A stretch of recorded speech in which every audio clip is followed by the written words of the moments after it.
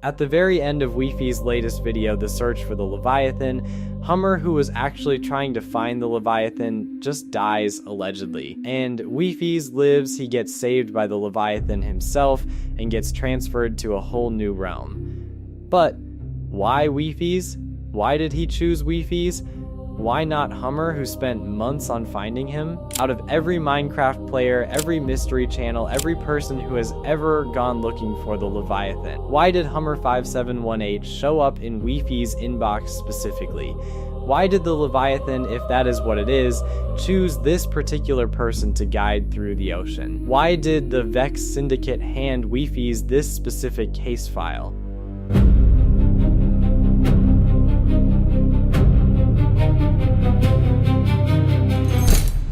But before we get there, we need to start somewhere else. We need to start with Hummer. Hummer is the Leviathan. I even mentioned this in my last video, and I stand by that. I think Hummer is the Leviathan, but not exactly the final form. Because when most people hear that, they picture Hummer literally being a giant sea creature, and that is not exactly what I am saying. Hummer5718 is the human face of the Leviathan, an avatar. If the Leviathan in its true form just showed up in Wifies' world, there is no conversation. So if this entity needed to guide someone, it would need a face, a voice, a character that a person could actually talk to and trust. The first thing that bothered me about Hummer is how much he knew. Not just about the Leviathan in general, but about the specific mechanics of finding it, the entity counter, the survival requirement, the exact coordinates, the reason potions do not work. He did not present any of this as theories or guesses, he presented it as facts. And then there is the behavior. Hummer asked Wifies to believe in him 3 separate times throughout the video. And at the very end, right before everything changes, Hummer looks at Wifies and says, "You are here because you believed in me." That line. That specific line. Hummer told Wifies from the very beginning that the Leviathan only reveals itself to people who believe in it. And then he spent the entire video asking Wifies to believe in Hummer. When Hummer and Wifies went to a different server after getting banned from Aronnax's world, they ended up meeting this player called Parameterization while trying to borrow some redstone supplies. Wifies said, "We will return your stuff," and Para responded, "What do you mean, we?" Para could not see Hummer. He was not ignoring him. He was not being rude. From his perspective, there was just one person standing there. And it was not just Para. During the tree growing bet, there were multiple players gathered around. People cutting trees, bone mealing saplings, competing and talking and laughing, and not one single person acknowledged Hummer. Not one. Hummer was completely invisible to all of them. Only Wifies could see him. Only Wifies could hear him. So Hummer is not a normal player. That much I am confident about, but this is where the theory gets genuinely interesting. Because if Hummer is the human persona of the Leviathan, then the next question is not what is Hummer. The next question is where did Hummer come from? And more importantly, who sent him? But now, we need to go through a behind-the-scenes video Wifies made. There he specifically said there was supposed to be a large supernatural boss who was supposed to help Durlord in the Nether puzzle stage to help him find the gate through deep ocean and fight the final boss, the King in Yellow. It's originally going to be a completely different route this story took that ended up getting scrapped in like the final hour. And it all revolves around this guy, the Cthulhu. He's another one of these cosmic gods, and in the Lovecraftian lore, he conveniently has beef with Hastur, or the King in Yellow. My original plan was that in this purgatory where Derek gets stuck, he somehow discovers a massive ocean that takes him to the spell by the help of the Cthulhu. He then chants the spell and breaks out of purgatory. Let's take Wifies here as Durlord's proxy, and Hummer here as the supernatural sea creature's proxy. This matches with the Leviathan video storyline. Now, look at the Vex Syndicate logo. If you rotate it, it kind of looks like an octopus. Now look at the DMS logo, it looks like an octopus too. The DMS is another dangerous organization which we will come to later in this video. Anyways, this octopus is none other than Cthulhu. Cthulhu in Lovecraftian mythology is specifically a cosmic sea entity, an entity that operates through intermediaries because its true form cannot be directly perceived by a human mind without destroying that mind. I am not saying Cthulhu and the Leviathan are definitely the same thing, because in Lovecraftian mythology the Leviathan is actually the son of Cthulhu. What I am saying is that the Vex Syndicate uses Cthulhu's symbol. The DMS uses Cthulhu's symbol, and the Leviathan behaves like a Lovecraftian cosmic entity operating through a human avatar.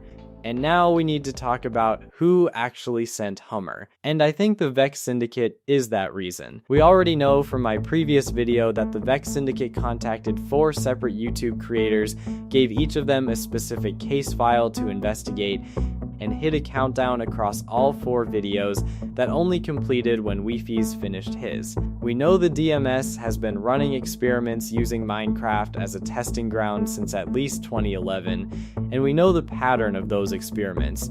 With M, they discovered an entity, contained it, placed it inside Minecraft, and put a human subject directly in its path to observe what happened. Luke was never told he was part of an experiment, he just found a mod that promised him a friend.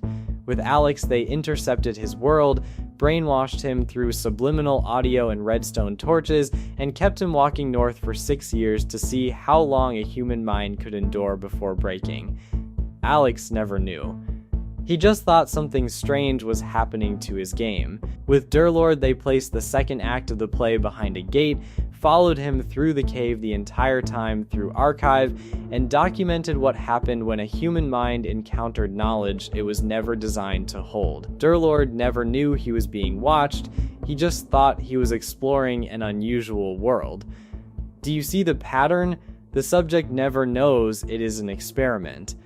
The subject is guided toward the thing being tested. The subject encounters something that should be impossible. The DMS observes and documents everything. Now apply that pattern to Wifies and Hummer. What if the Leviathan investigation was not an opportunity given to Wifies? What if it was a controlled experiment designed specifically for him? Hummer appears in his Reddit feed with a suspiciously well-crafted post designed to attract exactly the right kind of person. Wifies takes the bait, reaches out, and suddenly there is Hummer guiding him toward the deep ocean, toward the thing that cannot be reached without faith, toward the place that no recording software can document. Hummer knew exactly what Wifies needed to do at every step. He knew the entity counter mechanics, he knew about the negative 20,000 coordinates, he knew which moment to pull the machine up early, he knew when to blow up the submarine. He knew somehow that this particular version of drowning in this particular ocean was going to be different from all the others. And then there is the question of why Hummer kept testing Wifies through drowning specifically. Not once, not twice. 3 times Hummer put Wifies in a situation where he had to die or nearly die, each time framing it as a faith test, each time using the same language about belief, and each time Wifies came back. He kept choosing Hummer. He kept believing. That repeated testing has the structure of an experiment, not a random series of bad ideas from an eccentric researcher, a methodical evaluation. How far will this subject go? How much will he lose before he stops trusting? How deep does the belief go? And Wifies passed every single test. Which brings us to the actual question this video is built around. Why Wifies? Here is what I think is actually going on. And this is where the theory goes from strange to genuinely unsettling. Wifies was not chosen randomly. He was not chosen because he was the best Minecraft mystery investigator around. He was chosen because of what he already knew. Think about what Wifies had uncovered before the Leviathan video even happened. He had investigated the DMS through the Extreme Gamer 11 case, he had found archive, he had documented how the DMS uses Minecraft as an experimental environment. He had covered Alex Walking North for 6 years and connected it to the same organization. He had made the King in yellow ARG and found the DMS confiscation note on Durlord's drive folder.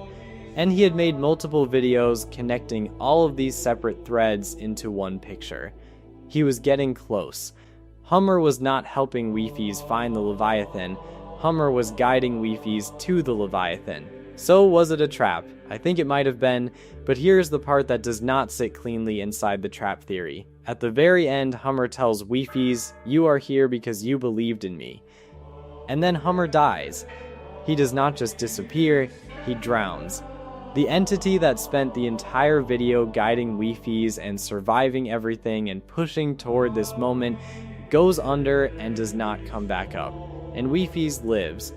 If this was purely a trap to eliminate Wifies or contain him, why does Wifies survive and Hummer does not? The Leviathan here chose Wifies because he wanted Wifies. This is the sole reason Wifies lived. But Hummer wasn't supposed to die? Unless he actually didn't. When he dies, we can see no death message in the chat. We see no trace of Hummer dying except just his items floating around. What if Hummer is alive and in the same realm as Wifies? Well, you will need to find out in my next video.